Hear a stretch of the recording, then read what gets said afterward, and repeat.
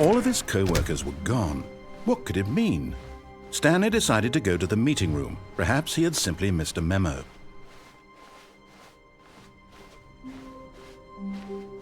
When Stanley came to a set of 2 open doors, this was not the correct way to the meeting room, and Stanley knew it perfectly well. Perhaps he wanted to stop by the employee lounge first, just to admire it. Ah, yes, truly a room worth admiring. But eager to get back to business, Stanley took the first open door on his left. Stanley was so bad at following directions, it's incredible he wasn't fired years ago. Look, Stanley, I think perhaps we've gotten off on the wrong foot here. I'm not your enemy, really, I'm not. I realize that investing your trust in someone else can be difficult, but the fact is that the story has been about nothing but you. What? Really? I was in the middle of something. Do you have zero consideration for others? Are you that convinced that I want something bad to happen to you? Why, I don't know how to convince you of this, but I really do want to help you, to show you something beautiful. Look, let me prove it. Let me prove that I'm on your side. Give me a chance. Now listen carefully, this is important. Stanley walked through the red door. You're getting close now, Stanley. You've nearly gotten all of the Figler and Marines. Very soon, you'll collect the last one, and then the first number will equal the second number, and that will be it. We'll be different people by then. Different in the sense that we used to have none of them, and now we have them all. You can't go back to when you had no Figler and Marines. None of us can.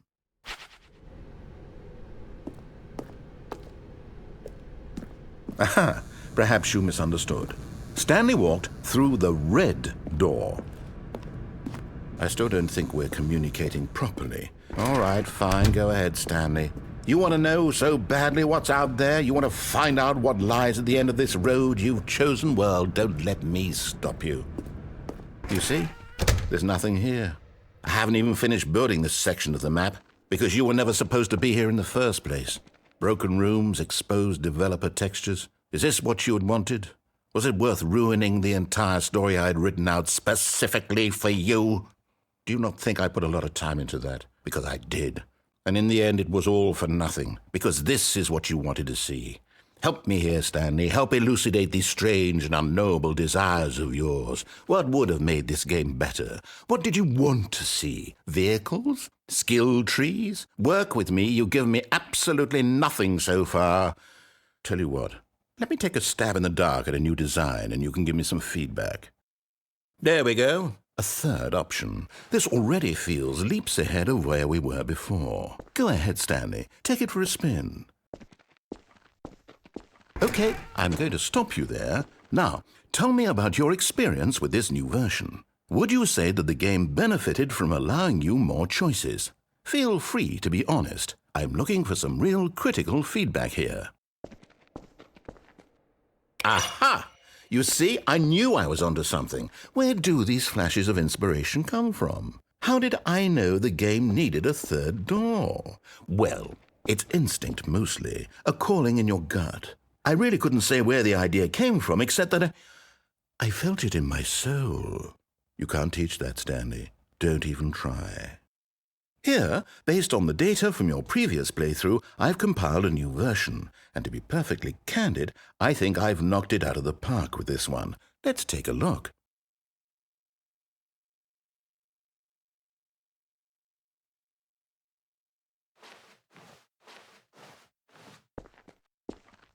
Now, would you say that competitive leaderboard helped you feel motivated to keep walking through doors? Again, honest answers, please. Hey, I nearly forgot. I've got a prototype of a new game I've been working on, and now would be a lovely opportunity to give it some playtesting. You wouldn't mind taking a look at it, would you? Perfect. Let me boot it up. In this game, the baby crawls left towards danger. You click the button to move him back to the right. And if he reaches the fire, you fail. It's a very meaningful game, all about the desperation and tedium of endlessly confronting the demands of family life. I think the art world will really take notice. But of course, the message of the game only becomes clear once you've been playing it for about 4 hours. So why don't you give it 4 hours of play to make sure it's effective? Be sure to keep notes on your experience.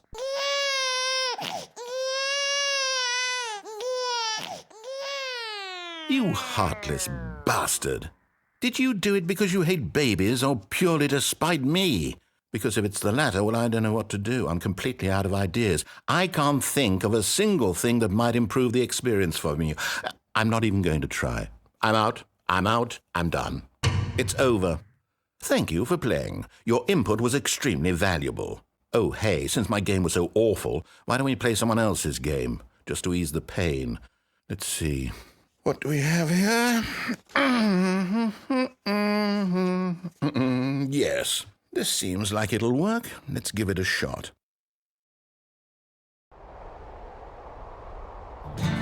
Aha! Fascinating. What do you think this game is about, Stanley? What's our backstory? What is our motivation? Well, it seems obvious to me that you are meant to play as a creepy man spying on innocent civilians below you from up high in your creep tower, perhaps for some sort of twisted erotic purpose. Yes, that must be it. What a fascinating venture into the experience of total mental depravity. So far, I love everything about this game, Stanley. And it seems there's even more. Come, let's venture outward and see what else is out there.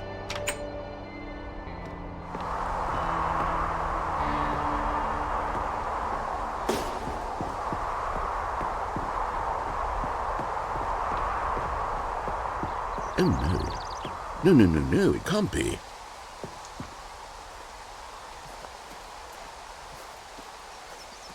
It is. It's an open world game. Good God, quickly block it off. Oh, thank goodness, Stanley. What a close call. You nearly wandered off into that thing, that big, open, just wandering around, no right or wrong directions, no path to follow. You can just go in any... Oh, thank heavens we avoided it. We're out of the woods now, Stanley. Okay, I'm going to get us out of here. Let's find another game. Preferably something with walls. Something with nice, big, insurmountable walls. Okay, I think this will be just the thing.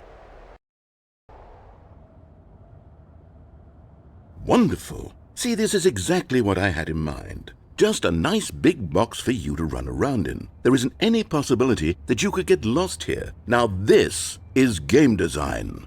Stanley, if you manage to get lost in this game, I will be phenomenally impressed. Okay, so what exactly do we do here? Let's see. There are lots of cars here in the back, but obviously there's no racetrack. Okay, I'm seeing that there's a ball of some kind back here. Is this game sports ball? Stanley, I think it's sports ball. Oh, what fun. We shall run the bases and do a touchdown together? Yes, I think surely we must. Okay, Stanley, here's the ball. Have fun.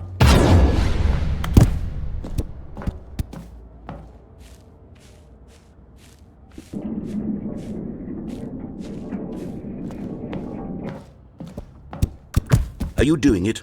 Are you winning? Is this fun? Is it better than my miserable little story that I worked so hard on?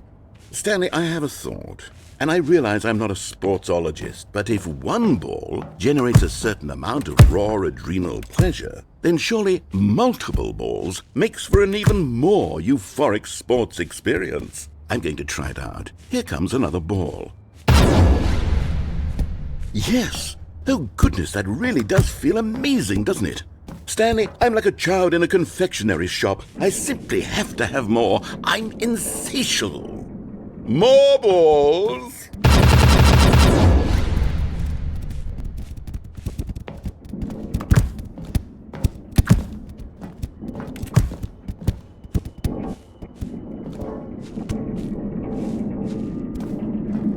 Are you enjoying this, Stanley? Are you having fun? Is this a real video game? Well, I sure hope you're having a good time, because guess what? It's over. That's right. Your little fun comes to an end. This is my game, and what I say goes. You get to have fun when I let you, Stanley. Besides, you need someone like me to set boundaries for you. Without rules or boundaries, video games are nothing. Yes, that's what I am. I am structure. I'm your sense of purpose. And since you decided you didn't want to play my game, now I don't want to play with you either. So, goodbye, Stanley. I'm leaving. See how you like it when I'm not around to set the rules. Somehow, I don't think you'll enjoy it as much. But who knows? You're an inventive kid. You'll come up with something. After all, you're the one who knows best. Take care, Stanley.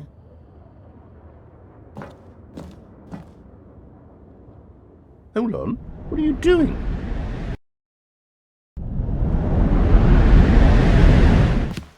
Stanley, don't do that. I can't follow you there. I can't help you. How will you write a story without me? You can't do it. You know that. Stanley, come back. We still have so much.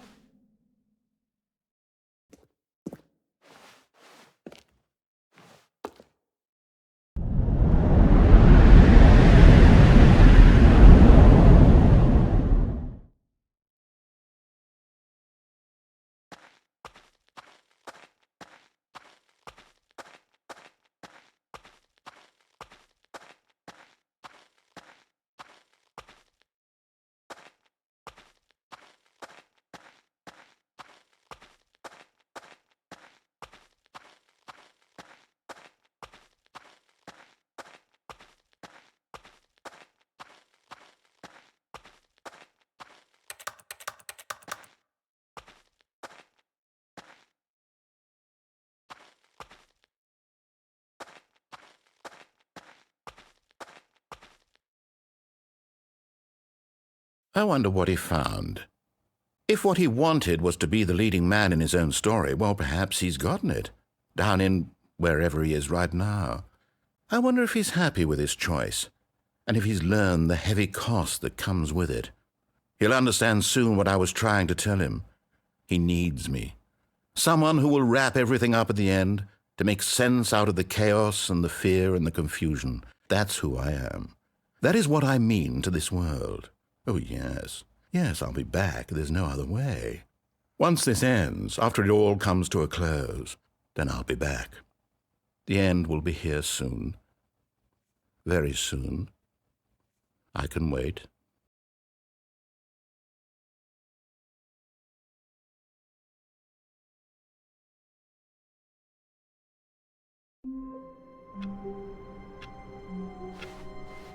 All of his co-workers were gone.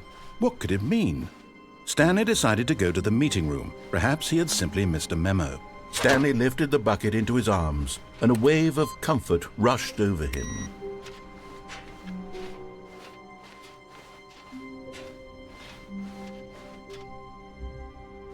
Stanley clutched the bucket tightly to his chest and entered the door on his left.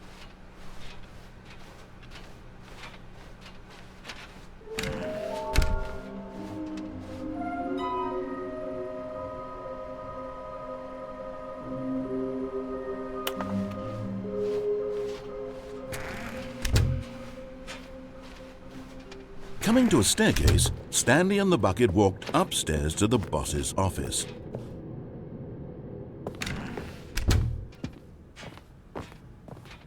Stepping into his manager's office, Stanley was once again stunned to discover not an indication of any human life.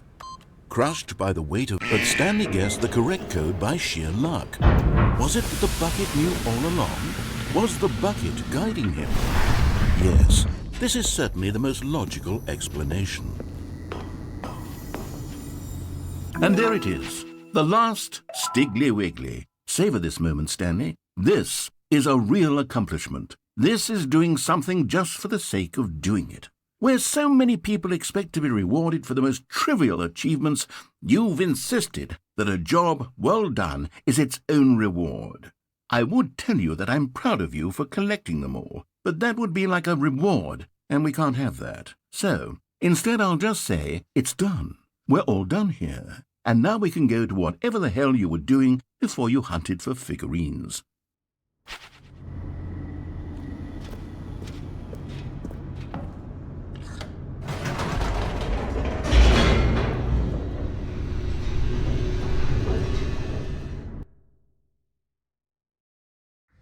The elevator raced downward, plummeting towards an unknown fate. It would be all Stanley could do to keep himself together, if not for the bucket. Soothing him, comforting him, reassuring that in this darkest moment of uncertainty, he would be all right. The bucket is here for you, Stanley. Everything will be fine. Stanley and the bucket walked straight ahead through the large door that read, Mind Control Facility.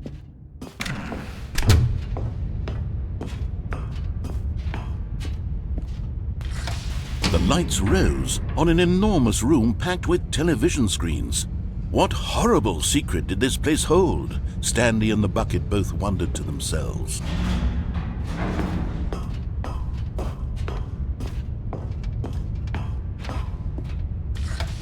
The monitors jumped to life, and Stanley nearly dropped the bucket in shock. Everyone in the office was being videotaped, monitored like guinea pigs. The bucket had never seen anything like this, and it very nearly burst into tears as Stanley cradled it gently, reassuring it that everything would be fine. Was the bucket under the mind control facility's influence as well? Had the bucket been told to do things it didn't wish to do? What kinds of things does a bucket want to do or not want to do in the first place? These questions raced furiously in Stanley's feeble mind. No! He screamed into the bucket. He couldn't accept it. His own life in someone else's control. Never! He squeezed the bucket tighter. His one friend in the entire world. At this point, he could trust no one except for the bucket.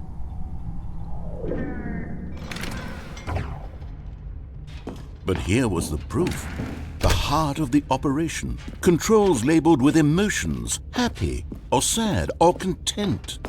Walking, eating, working, all of it monitored and commanded from this very place. And as the cold reality of his past began to sink in, Stanley decided that this machinery would never again exert its terrible power over another human life. For he and the bucket would dismantle the controls for good. Two best friends, Stanley and the bucket, up against the world. They high-fived in a really cool way, and the bucket made a sassy comment about taking down the system. But at the last second, the bucket jumped in and pressed the button to turn on the controls. Stanley gasped in horror. Had this been the bucket's plan all along? To take over the machine and claim the power for itself? How could the bucket have betrayed him like this? Stanley was prepared to throw the bucket away in disgust when suddenly an image appeared upon the enormous screen. Birds. Silly, silly birds. The control buttons became active again.